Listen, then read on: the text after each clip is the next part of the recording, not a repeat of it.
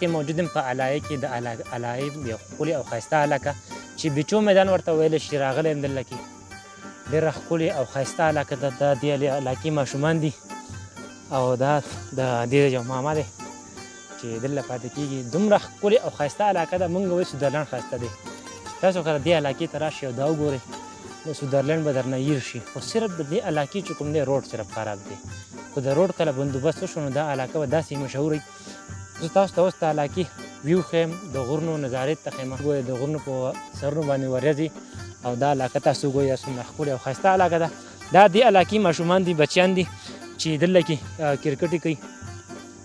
تاسو کتلی شئ دا زما ګاډی دی چې زه رالم په دې باندې. دا د 70 موټر سایکل لار نه ده خو بیا هم زه پې خپل کوشش مې وکړو او رالم. تاسو کتلی شئ چې څومره ښکلې علاقه ده. نو زه تاسو ټول ته درخواست کوم چې کوم ملګري دلته کې راځئ راتلی شئ، خو په 70 ګاډي نه، ځان سره 125 راولئ یا 4x4 ګاډي یا 4 ویل چې کوم دی. دلته کې 70 ګاډي نشي راتلی ځکه چې دا ډېره لار د دې ډېره زیاته خطرناکه ده. خطرناکه داسې ده لکه چې کچه لار ده او چړیانې دي. 125 ګاډي دلته کې راتلی شي، 70 ګاډي دلته کې نشي راتلی. تاسو د غرونو سرونو ته وګورئ چې څومره ښکلې ورېځې دي، څومره ښکلې نظارې دي.